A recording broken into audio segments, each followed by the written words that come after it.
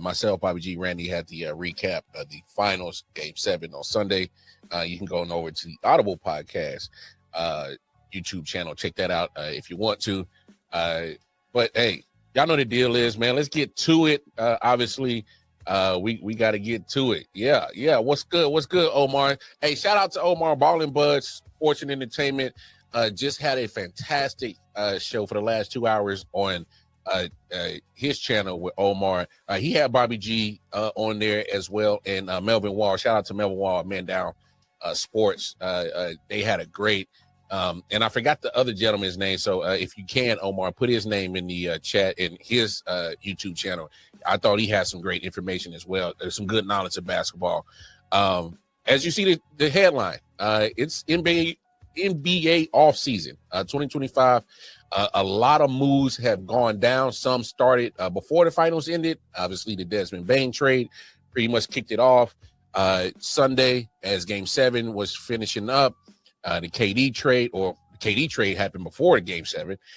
So that happened on Sunday. And then you get to today. Late last night, and I actually reported this as I was doing a show last night. The Drew Holiday trade, I was fortunate enough, my timing was on point that I was able to report that as that broke as I was doing the show. And then other trades today, man. So Jay at Unfair Sports Show, y'all definitely tap in with his content. He had some good stuff on there as well. So, man, Randy, where do you want to start, man? Because off season is now in full gear. Whatever trade you want to talk about first, trades that happened today. Go ahead, man. It's been a lot of movement so far. I mean, we could do it in order. Let's talk about the Drew Holiday trade first. We could do the Kristaps trade, and then we could do the CJ and Jordan Poole trade. Do that. All right. Go ahead, kick it off. What's your thoughts on that? Obviously, that Drew Holiday goes to Portland. Anthony Simons now in Boston. That's one part of the, reconfiguration going on in Boston. Obviously, the next trade, Kristaps, is another piece. But go ahead, start with that one right there. So my initial, before even thinking about like the cap and the front office stuff and everything like that, was I don't think Anthony Simons and 2 picks is worth Drew Holiday. I think Drew Holiday is so much better of a player than Simons, and I don't think the 2 seconds, especially considering how usually worthless second round picks are for NBA drafts. My initial thought was, why would the Celtics want to give it up? But the reasons why that do make sense is they moved a huge cap burden off of themselves, a huge contractual obligation off of themselves. And Drew is older. Yeah. So I think he's 37? He's going to be, yeah. So you're not going to get him he's literally the same age as KD, who I've been railing that team should try to avoid a lot, partly because of that. So I can't say that I don't get it. It makes sense. I get why they would do it. I think they could have gotten more for Drew Holiday. So that's my criticism of the Celtics is I think you could have held out for more. I think teams would have been, especially a team in like the win now stages, may have been willing to bank more for an all defensive point guard. That being said, Celtics ends. Those are my thoughts. Trailblazers end. It kind of, I mean, obviously the opposite, right? Like you're getting a significantly better player than you gave up, but you are getting an older one. You probably won't be able to most optimally utilize the fact that you have Drew Holiday because you're nowhere near pushing for a win now team. You're going to need years to build a team around here to make it worth it to go for Drew. And you probably don't have years with him. He got buyout written all over him. Yeah, exactly. Like you need the money and time to build around him for it to be worth it. Otherwise, it's a waste of time. So I get wanting just the upgrade in the player, but I don't think it was the best long-term strategy for them. That's That's my thoughts on both ends. I don't love it for either team, but I understand the logic for both teams. What do you think? No, so obviously I definitely agree with the financial cap that you move off of Drew Holiday. That makes 100% sense for Boston, but I actually kind of like what they actually did and won in this situation in the trade, because the upside of Anthony Simons that can be with him, you get the youth that's on that side, and you can, hopefully at some point in time mold him into, I guess, I don't want to say the player that you want, but it definitely at some point highlight the good things that he can do. I mean, the guys, even this was probably one of his down years, and still almost averaged 20 points a season. So yeah, he's a good player for sure. Like, I didn't even mean to undersell him. Just obviously he's not Drew Holiday. He's a good player with a lot of upside, and he's young for sure. And so, like, for instance, average pretty much, I'll say, so okay, let's call it 19. He averaged that this year, down here in Portland. 23 year before, 21 before that, 17 when he started to flourish, and that was back in 21. All right, so that's when he started seeing the maturity of his game. So now, 3 years later, now you're looking like, all right, you're starting to get a handle on this, NBA thing. Then let's take it to another level. And I'm not sure of his contract status or situation. That probably looked more appealing for Boston. Say, hey, if we get something great out of the Anthony Simon, he's still averaging 20 plus. Maybe we can find a way to fit him in with Tatum, with Jaylen Brown, and of course that's a mystery. You don't know what that situation is. Yes. So I actually kind of like Anthony Simons in Boston, still 26. As a matter of fact, just turned 26. So, and it also does make sense, I think, for them in addition to moving off of Drew's contract, you're bringing in Simons, who's on a pretty low contract, and they already have a bunch of players that are on big contracts, right? So they've, especially with the Kristaps move on top of it, now they have given themselves room to work around and get better, more expensive players to put with Tatum and Brown, because they're not putting as much money into their starting five, which is, I guess, kind of the same with the thing that I was talking about with the Trailblazers, which is, okay, now you have a lot of money going into one player. Yeah. How are you going to afford to build a good team around him? See, and that's the thing. I think they're just really in such a whole rebuild mode that they're just going to acquire assets and see what the hell happens with these assets that comes with it. Because right now, Portland is really in they're not in any position to make it even a play-in run. So, I mean, we're at that point, you just got to just rebuild and keep trying to find pieces that you can help, that at least show promise that, hey, he might be a nice building block. Let's keep him. If not, move him. Look, Portland is just a vessel to, for other teams to acquire what they need to get done. And if you ask me, right now, Anthony Simons is probably, I don't want to say probably their most valuable piece, but he's just one of those pieces where you're like, all right, he has value. Other than that, ain't too much on his roster that's going to be worth to move. So, yeah. But I think Boston, if you really think about what Boston is really doing, so the only three people that really paid are Derek White, Tatum, and Brown. Because they gave Derek White the contract, I think, before this past season that just ended. And of course, Brown and Tatum have both already gotten their contract. So yeah, and they're going to be moving Peyton Pritchard to be the starting point guard, most likely, who's not on a really expensive contract himself. Cheap. Yeah, real cheap. So I think they're. This is when I say the rich people move. When you got a lot of money, all right, let's cut out some assets that that I can get rid of some value, get some back, but that's when you start penny pinching, and that's how you know. All right. I could still live this lavish lifestyle, but I might, cut back on paying this much for this object, so and so, and just kind of like, I don't want to say being cheap, but when you are really, you're being more smart with their money, if that makes sense.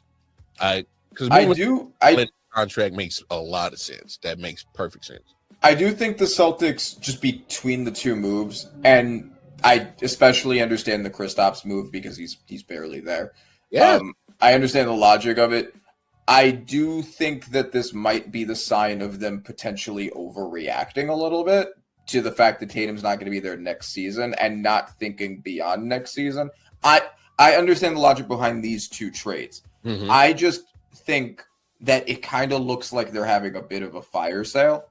And I don't know if they need to do that because the core is still really good. Mm-hmm. And Tatum's not going to be there for most of next year, but then there's the year after that he'll be there for.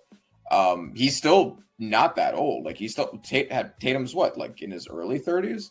He's not that old. 25, 26 still. Oh, yeah, right. Yeah. Okay. Yeah. Mid 20s. I don't know if they need to completely blow it up. I think that after these two moves and then maybe couple little small moves, they should be set. I don't think they need to do anything else drastic after this. That's kind of where I'm at. It gives me the sign of we're trying to blow it up, which I think would be a mistake. Yeah. Georges Niang, I don't know. I guess that was just trying to facilitate the trade. Mm-hmm. I don't see. Pardon my ignorance. Maybe I don't see much of his name adding value to the Celtics. So it's when you kind of see the return on some of these trades. Like I don't mind the return on Anthony Simons. I really don't. It's the return of like a Georges Niang in that trade and some other picks that got swapped in that Porzingis trade, and I'm just kind of like, mm-hmm. and it's weird because Porzingis literally his body mode is unique like a Wemby, and the problem is we've seen potential from him since the beginning, since he was in New York. We've seen potential. And then he, goes to Dallas, and then he goes to Boston, and now he's on the move again. It's like he was that a unicorn that has so much potential that you thought dude was going to like do something amazing, and it just never came around on a consistent basis. You got flashes of it, and you got flashes of it in Boston. All right, they won the championship, so it's kind of like, all right, we've hit our ceiling. Now it's kind of like you gave us flashes again this past season, and then you come up with the injury, and that's kind of always kind of been his nagging bug, his availability. Yeah, so, there are those players where it's like teams hold on to them too long because just like when this guy's on the court, when we do have him, he's a great player, right? Like 76ers with Joel Embiid or the Pelicans with Zion, right? Yep. Like it's like we want you for the potential, but it's like, but it's been years and they aren't living up to it because they're not there. Like, don't hold on to the point where they don't have value anymore. And I think that if they had done this a year ago, they could have gotten more for Kristaps. Yeah, because you come off a championship, definitely for sure. Exactly. I think now the fact that they're doing this now was later than it should have been, and I think that's why they ended up having to get less for him. I think that's kind of the problem is they waited too long with him. I do think they needed to move off of him, but I think they should have done it like a year ago. Oh yeah. Hey, sometimes, like I said, I said it many times. Hate Belichick. We said it on the show, but the man knew when to get off some stuff and get value at his peak before it went the other way. Especially since Kristaps was, when he was there, good in the finals, right? Like he showed something that could make a team be like, okay, if we can keep him healthy, we can we could build around him. Like he's a very good player. Here's the crazy thing about Kristaps, and peep this out. The kid's still 29. Yeah, I know, it's crazy, right? He'll be 30 in August 2nd. He'll be 30. All right. If he can correct the injury things, the guy still has time to fix it and actually has enough time to actually turn the narrative around on his career. Like literally, say for the next 8 years, he turns the narrative around, he stays healthy and actually lives up to the potential and then he's not team hopping. Say Atlanta's his last stop, all right? And he actually stays healthy and actually lives up to his frame of being 7'4", crazy wingspan, being literally a unicorn. Like we're talking Wemby unicorn body style. He is that same body style. And he flourishes for the next 8 years. The man can literally mess around and probably sneak his ass into the Hall of Fame with 8 years if he does it right. Yeah, I mean that's the thing. That's a big if because huge if. The older you get, the worse. Especially if you already have injury problems, the harder it is to get past it. Yeah. So I don't know. It is a big if. What do you like this move for the Hawks? What do you think? What do you think the team looks like now with him? Do you think it's a good move? Well, it's depends on how you use them. I mean, obviously, it makes perfect sense to make sure that you get a coach that's going to highlight the high pick and roll with him and Trey. Obviously, that comes to mind off bat. It's like, oh, come on, that's easy money right there. Just get the high pick and roll and make people defend you. How you're going to defend it? Because if it works right, if they try to smother on Trey, then that's when Kristaps, being the body style that he has, can control that from the high pick and roll to the paint on the offensive side. That should be his bread and butter right there. Oh, you're gonna, depending on how you try to take the pick away, I'm cutting straight to the bucket. You better have a defender ready to take on a 7'4" guy. What's up? Mm-hmm. And he can shoot. The guy can shoot. Yeah, he can shoot. He can shoot. So his range is not just limited to at the goal. So he can take literally from bucket all the way up to the 3-point line. He's a 3-level scorer with also a good defender, right? Like he's like a perfect prototype if you can get him on the court. And that's I think that Trey also. I think this does make sense for Trey if Kristaps can stay healthy, because although Kristaps hasn't been this, if he is healthy, I think he has the talent and potential to be a number one option for a good team. I think the reason why the Hawks have always been in the position that they were in is because Trey's not a star. I don't think he was ever really meant to be a star. I think he was a star for them by circumstance. But I think that was it, right? Like, I mean, if you look at his stats from this year, right, like pretty horribly inefficient both as a shooter and at the rim. He's a cone as a defender, right? But he's a really good passer. Hey, don't disrespect that, man. He's a moving cone as a defender. All right. You say Bro, that? You and I would probably be better defenders than him. and look, I hate picking. Looks like a lollipop, bro. Like how are you? If you look like a lollipop that fell on a rug, if you're that skinny, bro, like how are you going to defend anybody?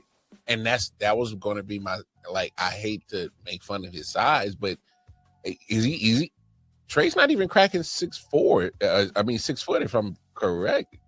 Like 6'1", maybe.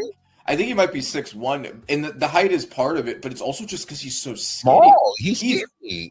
Crazy skinny, bro. Like who are you locking up, bro? Like of course he's not a good defender. And that's what really scares me with Trey, and this is why I agree with you that he wasn't a star, because he can have moments where he gets hot and he he doesn't ice coach. I get it. He can get hot. Ice Trey. But the only problem is that Ice Trey ain't filled all the time. It ain't. And if he's taking a punishment on the defensive side, because these guards are getting bigger. SGA and Tyrese are 6'5", 6'6". Like these are bigger guards. I look. I hate to talk about Desmond Bane in the draft picks. He got 4 again, but he's 6'6", solid 215, 220. What is little Trey going to how are we going to guard that guy? Because he's a 2 guard, isn't he? But at some point in time, I mean, yeah, you still, if the switch happens, I would anyway. Regardless, I would make a offensive plan to make sure that I get my best guard on Trey Young in any type of offensive production because he's just going to physically be bigger than him. Yep. Yeah. No. I'm gonna pick on his ass all 48 minutes and make you literally pick as a coach and say, hey, is his offense worthy enough to keep him on the floor? Because you keep him on the floor, I'm gonna have his lunch on the defensive side, and I'm gonna keep picking at him. And what are you gonna do? Yeah, make a decision because he's a liability, and I can't have a liability on the court. Right, exactly, and like it's not even like he's always had bad teams or anything, and that's why he hasn't been able. Like before the trade from this trade deadline, the team was solid enough. Like you had DeJounte Murray. Like the team was solid enough that like if he was really that guy, if he was really a star, they could have at least made the playoffs, right? Like it's just because that's not him. He's not him. And I think that if you make him a traditional pass first point guard for Kristaps being the star, and he's the main scorer, he's the best defender, but Trey's the one who's feeding him, and he'll take shots when they're there, when Kristaps is getting double teamed, when he's open, whatever. It could work. I think that can work. Yeah. I don't think that that's going to make them a threat, but I think that it would be the best way to use this group to get something out of them. Hey, Randy, I call that a solid play-in tournament team. They're gonna make some noise in the play-in tournament. They might win that 9-10 seed game, and then they might push the loser 8-7 to a exciting game. But it's I just think that organization fell victim to that playoff run he had when they got to the Eastern Conference Finals. And was like, we got to keep Trey, and I just think that the guy is just too much of a liability on the defensive side, and people look, and he's not a good scorer either. Like it will. He's not a good shooter. Look at he's horribly inefficient from 3. He's inefficient from the field, and he had the worst efficiency in the NBA at the cup, right? Like as a finisher. He can't be your top scorer. I'm with you on that one for sure. That I would run it through Kristaps. Yeah. I would, but like you said, it's all depending on the actual availability of Kristaps. Because looking at some of their other guys that's on this roster. They're really made up of more vet guys that's kind of trying to find their way. Yeah, that's the thing, right? Like it's after the trade, the team around those two is not very good. So that's another thing, right? Like even if Kristaps does work out, it's not like you have a good team now. Yeah. Like they had a much better. They had a better team before the trade deadline. Now it was just kind of Trey and like a bunch of nonsense. So if Kristaps can elevate it if he stays healthy, but only so much. One salary that I'm looking at with them, Clint Capella over here making $22 million. I would try to restructure that. Yeah, facts. Ain't no way. But at the same time, Trey Young's making 43. I would try to. It's like Trey, like bro, like you want to win. Like you're gonna need to restructure that. Let me get you some help. I mean, we see it in football all the time. Say what you want, like or hate Brady. I'm not a fan of him, but he took less money all the time to put something around it. That's what Jalen Brunson did. To get his Nova boys. To build the team. And I think that's another problem that I thought when Atlanta jumped out there and gave Trey that extension. I'm like, you sure you don't want no more proof that the guy can take your squad deep into the playoff run? You sure? Yes. Yeah. Because I do. I would have liked more proof that he can do it. Yeah. I don't think you give one guy crazy money like that unless you have or bring him in as like the final piece to like a team that's ready to compete. And that was not the Hawks at any point. Like Brunson taking that pay cut, like, well, now you can get Mikal Bridges, now you can get Cat, right? Like, imagine had he not, right? Like, where would the Knicks be if he had been selfish? Like, you're right with Brady. He's the perfect example. Like, where would Brady have been had he been selfish with the money? Mahomes. Yeah. There are people who are willing to say, hey, and I get Mahomes and Brady are in different situations because Brady had the situation where at the wife at the time, Giselle Munchin she was getting money. She was getting more than him, right?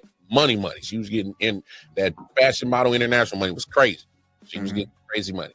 And also, why even worry about getting the football money right now when you could build around me?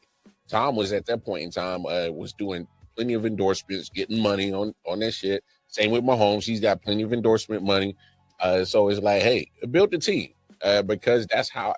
Because if you want to win, you gotta trade. You're not that guy to do that on your own. Yeah. Uh-huh. A matter of fact, it's not too many guys in NBA history that can say that. Oh man, I had literally had dog shit around me, but I got these championships. Yeah. There's not too many guys walking this God's green earth that could probably say that. Yeah, I mean, we talked about that on Sunday. Like, we named 5 like people in NBA history that can say that they did it at least once. Yeah, tough, man. It's tough. But hey, I never took Atlanta serious after that ECF. It's just how they, deconstructed it, the pieces that were there, moved off of John Collins. Okay, move off the Hunter. You brought DeJounte Murray in. Now you already moved off of him already. So it's kind of like y'all been throwing everything at the wall and everything has already disappeared. But for some reason, the constant is Trae Young. And I'm just confused on how are you making him your constant? Right. That's all. Yeah. Yeah, I totally agree. Let's talk about the most recent one. I think it was the most recent one. Pelicans and Wizards, CJ McCollum and Jordan Poole. What do you think about that? And before let me get the full details unless you have them already. Yeah, New Orleans Pelicans trade guard CJ McCollum, center Kelly Olynyk, and a future second round pick to Washington Wizards for guard Jordan Poole. They get Sadiq Bey. They get the 40th pick out of that too. So that's what Washington is getting. Okay. I mean, that's what New Orleans. That's what New Orleans. Yes. So Jordan Poole, Sadiq Bey, 40th pick goes to New Orleans. CJ McCollum, Kelly Olynyk in a future second round goes to Washington. Obviously, CJ is getting to that point where he's about to hit his mid-30s. September, he'll be 34. Obviously, the guy, he can average 20 points a game. That's not the issue. That's never been my issue with CJ. It's, just being honest, we've seen it in Portland. We've seen it in even in New Orleans at times. Availability and when he's available. We've seen some horrific injuries for him in Portland, but then when he gets to New Orleans, we're like, okay, 21. He, I believe he had a injury or something like that. Yeah, because he got traded that year. Mm-hmm. Yeah. So he played half the season in New Orleans, Portland, was relatively healthy for that second year he was in New Orleans, his first full season. Then a couple of years ago, stayed relatively healthy, and then this past year, missed some time. Well, his injuries seem to always pop up around playoff time. And correct me if I'm wrong. And my memory is like, I'm like, damn, was CJ hurt again in playoff time? It was happening in Portland because remember times Dame was supposed to be running with CJ, and all of a sudden, playoff time come around and CJ got hurt, and you're like, damn, bro, like, where'd you go? Then he goes to New Orleans. They go on that magical run a couple years ago, and then I think he wasn't available towards the end of that playoff series. I'm like, damn, man, like, damn. Look, he's going to Washington. We know what happens when you go to Washington. The NBA is saying this is your last stop before you get up out of here, bro. That's where we're at with CJ. Tell me when I'm lying, dog. No. I feel that. And I get it from New Orleans' perspective. I get moving on from CJ because of the injuries and the age. Understand it. You couldn't get any better than Jordan Poole for that. You didn't want to shop around a little more. You didn't want to. You didn't want to send for like a couple days. Just send some flyers, like, hey, anyone before we take this one. Nothing.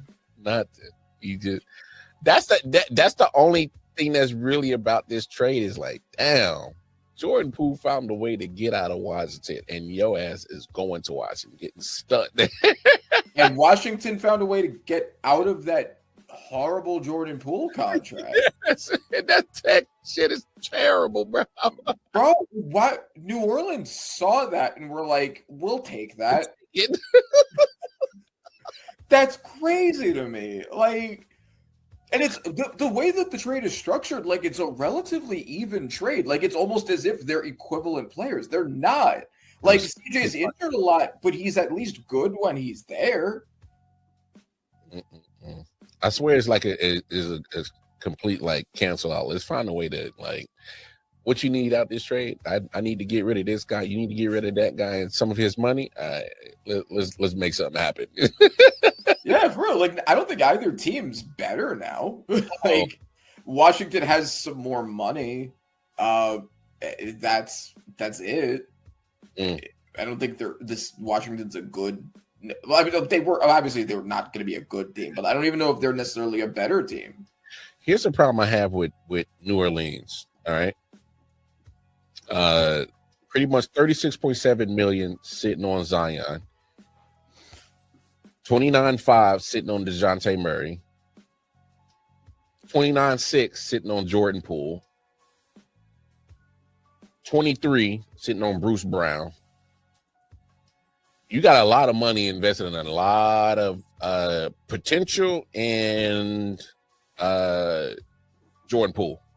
So potential Jordan Poole. Yeah, I don't know about Jordan Poole, bro. Like that whole yeah, that's like literally that's almost damn near 120 million off the names I just read off right there, based off a potential Jordan Poole. And I'm just like, yeah, that your cap is looking funky because you can't justify any of that money going to any of them dudes right there.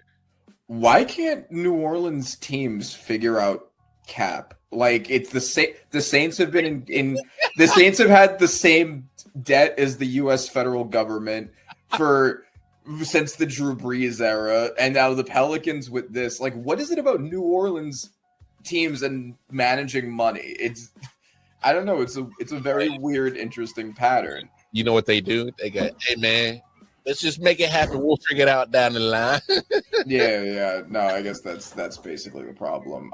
But yeah, no, I mean honestly, like I think I would give both of these moves on an F on both sides, right? Like I don't pointless. Yeah, I don't get it. And like honestly, if it were me, I think I would have done a deal with Zion and tried to make a package with Zion and CJ and try to like get some real value, right? Like they got to move on from Zion. He's given them nothing he's just injured all the time. Yeah, but hey, they're sitting there looking at that potential, dog, and they just keep. But to be honest, I mean, I guess they save a little money. So, because I mean, Washington, on the other hand, check this out. You listen to these names. They got 20.2 sitting on Marcus Smart, 31.6 on Chris Middleton, 33.3 on CJ McCollum, 22.5 on Malcolm Brogdon.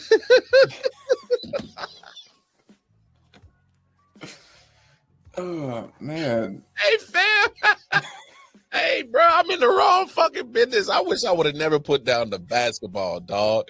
Because I'm telling you, bro, Cats is over here getting easy fucking money. Like, you go to Washington, you are literally getting paid to just be bullshitting, bro, because they ain't winning a damn thing, bro. Yeah. No, that's I don't get it. Like, I don't know. That's kind of crazy to me. I mean, we'll see. Maybe these are both parts of like these are moves that are going to lead to other moves. Like, maybe but like, even then, like, it's not like either anything that they got has enough value to move around. Like, are you going to package Jordan Poole with Zion? I mean, look, New Orleans is only, between the two of them, they have one player that has like some value, and that's Zion. And so at this point, if I'm a GM, I ain't willing to break the house for that one. Yeah. So I don't know. That's kind of just like, I don't know, man. I don't know. Hey, if this was ever a pointless trade in NBA history, I am nominating this one. Yeah. I'm nominating this one because nobody's a needle mover in none of this. All of them got a whole bunch of money tied to their names on both sides of this, and they even not worth a damn. All right. Wait, hold on. Give me 1 second. Yeah, but no, man. It's been a lot of movement. This is I mean, I don't blame Chris Middleton for staying and watching. He's like, well, I won a championship. I'll pick up my option and get that 33.3. So I ain't mad at Pimp. But yeah, pointless trade. So that was a lot of movement. Here's one move. Kyrie, he's declining his $43 million player option with the Dallas Mavericks and intends to sign a 3-year, $119 million contract with the franchise. I mean, I'm not sure when they expected him to get back, but okay, sure. Okay, hold on. I missed the first part of that deal. What was this? What's this Kyrie thing? So Kyrie declined his $43 million player option. Okay.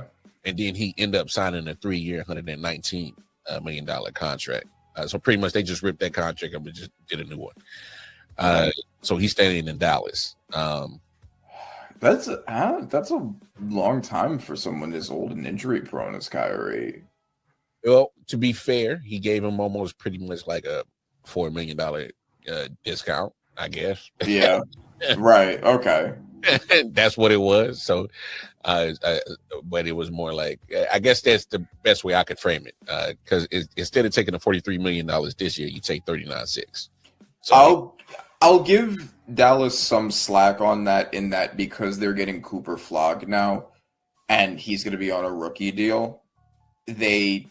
Between him, Kyrie, and AD, with, you know, guys like PJ Washington, Gafford, Lively, they have a team. If Kyrie and AD can both stay healthy, they have a team that they could push for the next like 2 years and see what they could do with. Right. I think that I can understand the logic of like a slight open window. Yeah, exactly. Our window is now anyway. Yeah. If at the end of Kyrie's contract we haven't done it, we're going to be blowing up anyway, probably. Yeah. So of course, yeah. Yeah. So like, let's get as much talent around Cooper Flog as we have right now. We don't have to pay Cooper Flog that much, and he has AD and Kyrie basically to learn from on top of it. So we have 3 really good, talented top players. Well, we don't know how good Cooper Flog's going to be. We have 2 really talented top players. We have a rookie with a lot of promise, and then we have a really a good supporting cast around them. let's try to push. Let's try to make the move now. I can understand the logic from that point. No doubt, no doubt. Let's talk about a couple of names that we haven't heard yet that I think are going to make some moves. The biggest one to me, and I said it last night, NBA likes to throw some fireworks in the offseason, and they usually like to do it around the 4th of July. Look out for Giannis. I'm just that to me, that's the biggest domino that I don't know if the move has already been made, but you definitely drop that closer to 4th of July. That just makes sense to me. I've seen the NBA doing that. Remember when KD got traded to Golden State? That was around the 4th of July. Yep. There was a couple other moves that's happened around the 4th of July. If I remember correctly, I think LeBron made his announcement around the 4th of July. I can't remember, so don't jump at me, Brownites. I can't remember for sure. But you've seen a lot of big names as a big movement. So that's why when they did that KD move, I was like, okay, just get rid of it, done now. Because for me, I just think the sizzle just ain't there no more. It may also have been because that was the day of the Game 7. So they were like, this is a day where people are paying attention to the NBA a lot. So maybe that was their reasoning for it. True. That could have been a good strategic move in that one too. But I know we kind of slightly talked about it before, but to me, this is the time that you move Giannis. And where would you move him? I would move. I mean, my first favorite landing spot for him is San Antonio. I think that makes the most sense for both teams. I think that San Antonio is in a good position because they have two of their 3 best players are rookies on rookie deals. You have De'Aaron Fox, so a team with De'Aaron Fox, Wemby, Giannis, and Steven Castle as your core. That's nasty, bro. Long-term value there. Even though Giannis is like in his early 30s, right? Like that's a good window. You can afford to give a Giannis that much money. You have a bunch of bullshit for the entire rest of the team that you're happy to get rid of to get a Giannis. I don't know if Milwaukee would take a bunch of bullshit for Giannis. They probably won't. But as long as you're not moving Wemby, I think you're okay moving with some combination of the other guys to get Giannis. I probably wouldn't touch Fox either. I wouldn't touch neither one of them. If I'm San Antonio, if Milwaukee asks for him, I'm hanging up the phone immediately. I'm like, nah. Yeah, right, because like you can't Wemby and Giannis, I don't know how well just those two would work together with their skill sets. I think you need a Fox to be their facilitator. So I think I think that's the perfect team to be the ones to take Giannis. OKC has a lot of picks. Ooh! And they have a lot of youth. Shut up. I literally just said that on my show. So like, ooh, my goodness. Look, I don't want it because that means the Knicks won't get a chip in my lifetime if that happens. But goodness, that's nasty work, bro. I was just thinking that because like, and here's what I would give up. I would send Chet Holmgren to the first thing flying to Milwaukee to get him. Yep, and wouldn't bat an eye. They have the depth. If they make a package with Chet Holmgren, one other dude, some picks. I don't know what Giannis what they would expect with Giannis. You could put 3 dudes and some picks. You have the depth where plus Giannis, you've probably made an upgrade. I wouldn't bat an eye. I would send Chet Holmgren flying to Milwaukee. I'm like, yep, yeah. For real, first class, bro. Like, yeah, Chet. Yeah, I'd at least do that. I'd send you first class, bro. Thank you for the championship, but you gotta go. It is crazy that you brought OKC into the equation because I was talking about them last night and the potential of a dynasty that they could build. Obviously, Windhurst dropped the take and he was like, hey, they could lock up Chet Holmgren. They could lock up Jay Will if they wanted to right now this summer. Mm-hmm. So then that's your core. All right. And we've seen what the great championship teams in the NBA do. You lock your core down. All right. Yeah. You lock them down and you build around it, and anything else is interchangeable around that. But just imagine you don't pay Chet, you pay J-Dub, and you send him and swap him out with Giannis. That's a core. That's different. That's not just a core. That's a core. You got championship DNA. Obviously, I know Chet has it now, but you're swapping them out with literally another MVP in your starting five. Yeah, and also star defender, right? Because that's your biggest strength with Chet. You're replacing with an even better defender. Yes, literally a defensive player of the year candidate. And I correct me if I'm wrong. I think Giannis is won it. Player of the year. Yeah. So you're talking about elite defender. Say what you want about his bag. Similar to LeBron, if he just throws his body 20 miles per hour to the rim, he's going to make you make a business decision. What are you going to do? So that's his bag. Is I'm going to find a way to get to the cup. That's his bag. All right. Yeah.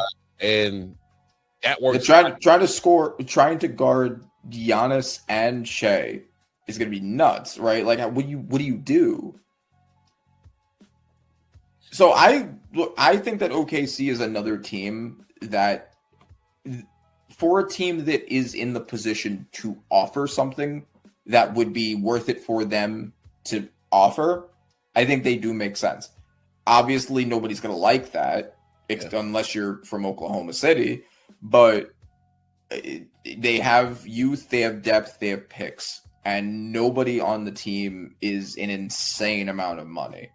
So they're the team that would make sense to do. Obviously, my pick is San Antonio, but OKC is another one that I think could give up enough to be worth it for them to give up for Giannis. So here's why I like your San Antonio pick. Send Harrison Barnes in his 18 million.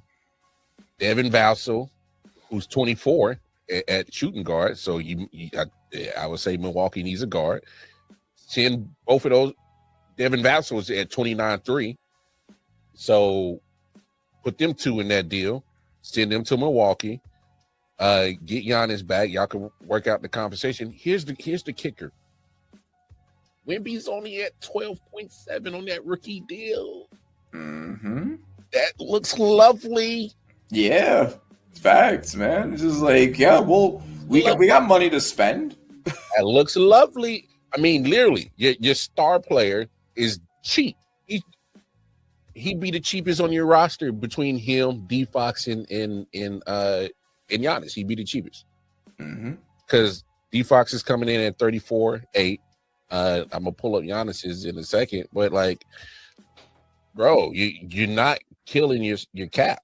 That makes a lot of sense for San Antonio to make that move, because when you're not killing your cap and you got three of the greatest players on the planet Earth in your top 10, I don't care right now on planet Earth, I would say you got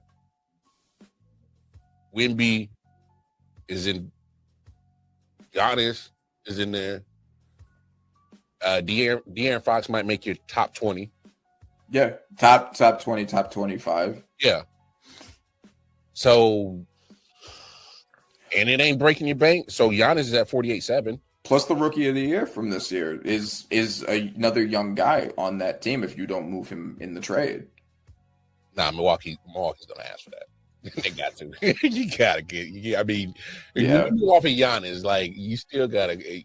I know you want him, San Antonio, but don't try to know Vaseline this situation, bro. Like, no, that's true, and that's kind of the thing, right? Like, I guess the downside from San Antonio's end is they don't have a lot of players that are. They don't have a lot of good players. They have a couple of good players. They have 3, and if Milwaukee's giving Giannis, they're going to ask for one of them. So it's got to be worth it as an overall package. Oh yeah, and Milwaukee's not going to be an idiot. So that's why, as much as I love your take with them going to San Antonio, because that's probably one of the teams that I thought off gate would have made the trade, And I actually thought that they should probably, I don't know how true they were into the KD sweepstakes, but I actually didn't mind if they went after KD because that opens up your window for like just a quick moment.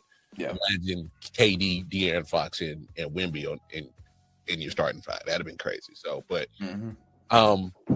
yeah, look. At the end of the day, I think it makes a lot more sense to go to OKC when you got that much assets. They got so many damn picks and money over the next few years. It's ridiculous. They are gonna be the dynasty. They're gonna be the team that breaks the just passing around the championship streak.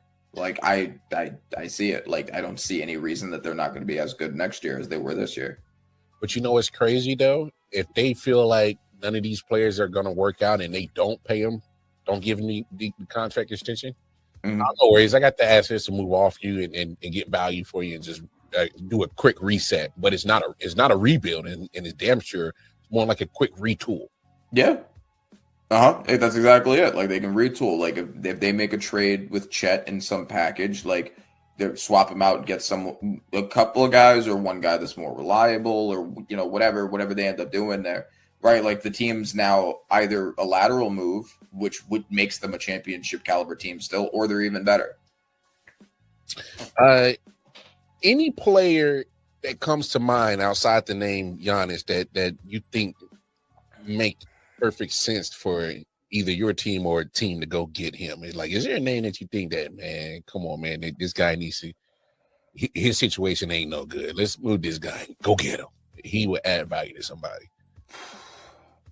I mean, if Giannis goes, Dame probably goes. I don't see why Dame would want to stick around there. Which, I mean, I know that how much he loves loyalty, but he's done it once. Yeah, but if I'm a team, I'm not touching Dame no more. Yeah. I'm off Dame. I'm sorry. Injured 2 playoffs back to back. Yeah. You're getting up there in age, and you're not showing that your body can hold up. And so at this point, I'm like, If you're asking about a player that I want my team to get, if I want the Knicks to get, I don't want them to make any big splashes for a player right now because we already have a depth problem. I want us to go in the reverse direction. I want to take one of the top 5 guys. Man, y'all need a coach, bro.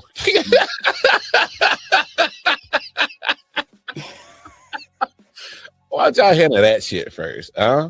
Okay. Yes. We need a coach.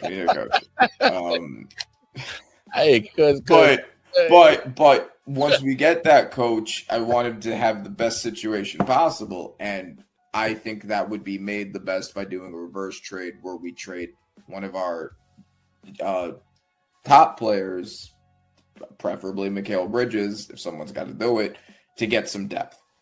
So that's kind of where I'm at. I'm not looking for a big splash play. I think that we just made the Eastern Conference Finals. I don't want us to overreact. I think I want us to address our weakness, which was depth. Yeah. And Bridges was inconsistent enough that I think it makes sense if anyone goes to 10. Okay, so I'm gonna run down these salaries. OG, 36.6. Mikal, 23.3. Jalen Brunson, your star, 24.9. Josh Hart, 18.1. Mitchell Robinson, 14.3. Cat, 49.2.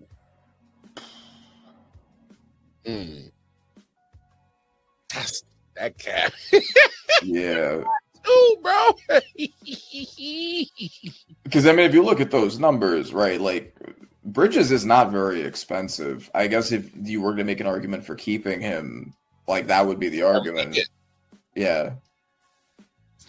I mean, like I've said before, like, OG and Bridges do kind of have redundant skill sets. I think that OG is.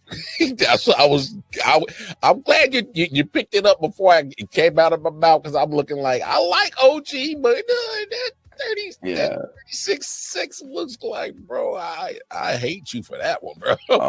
And plus, at least if you do that instead of Bridges, you can at least keep the Nova core together with the chemistry they bring.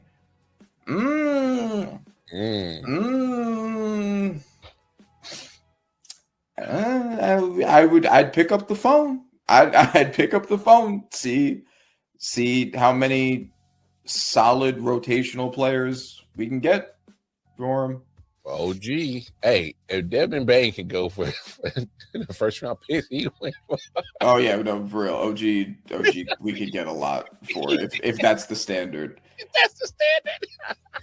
Which is also like, I think I do want to. The market for players is all over the place right now. Like nobody knows what anybody's worth. I think that's like the big thing, right? Like we've seen so many, it's just like that's the best you could get for him, or you gave up that much for him. It's like there's no consistent standard for what people are worth, right? Like you just have to find a team desperate enough. Like that's more than anything. And that's the thing, because like I guess so when you see things like that happen, and I get it, Orlando needs 3-point shooting. That's what Bain does. I get that. So I equated to if you feel like that person can really solve that problem that you got, then okay. Like for instance, I was like, Rudy Gobert got how many picks? And then you see what his impact for Minnesota is. His rim protecting, his rebound was what they missing. They weren't getting that from Cat, just him down there by himself. They've consistently been one of the best defenses in the NBA since getting him. Exactly. So it's right, because value is subjective, right? So like it does make sense, like that different teams will value players at a different rate. At a different rate because they feel that individual can absolutely affect the problems that we have as our team. So if that's how they feel, I'm not going to knock them, but it's still going to look funny when it comes down on the paper, like that many picks. But then I thought about it, Randy. And somebody correct me if I'm wrong. I just think when you look at how NFL values their draft picks in that game, because obviously numbers wise, you're filling a 53-man roster, you need your depth, and you got to find it, and you got to hone in on that. This NBA, it's, you're talking 15 tops, so 15, 16. So more condensed, and you got to make sure you hit the spots that you need. I understand the disparity in it, but for some reason, it's just that. And nowadays, if you look how the NBA draft is going, pretty much once you get out those lottery picks, you better hope some of those picks can even last on your roster. Yeah, no, for sure. A first round pick in the NFL is worth a lot. Yeah, in the NBA, it's worth shit, right? Like that's just how it goes. Yeah, it's like the value just doesn't equate in the same sense. I don't know if that plays a part into the talent pool that you are dipping into, especially going into the draft now. Because I'll be honest, it's been hard for me to understand where the talent is coming from past your lottery picks. Because some of these guys I just never heard of. Some are whether they're overseas, as we've been seeing lately in the NBA draft. First round is, especially in the first 15 picks, you got guys with just countries by their names. They ain't go to no college or, some type of one of those other leagues. You know what I'm saying? So it's hard to evaluate where you're going to find the talent out in the draft. We talked about even last year, Bronny goes 55th in the second round. He's the most talked about 55th pick ever in NBA history. Yeah. Ever. Yeah, and just because of his name. Just because of who he is. Dang. Not because he was like that much better than other 55th picks. So it's. We didn't talk about the last part of the Kristaps trade for the Nets. The Nets got Terrence Mann, and what else did they get? And I like Terrence Mann. He's a solid role player. I like him too. Yeah, I agree. I don't know if the Nets have become better as a result of it, but right now they're building, they're moving, they're slowly tooling their way into relevancy right now. So like trying, but they still got a lot to do. I mean, I still don't trust that management group. Yeah. That's right. A story for another day. Yeah. Silent Hill TD, yes, what's up? Yeah, come on. LW Sports Network, late night edition. Let's go. Come on. We about to raise the bar. Wow.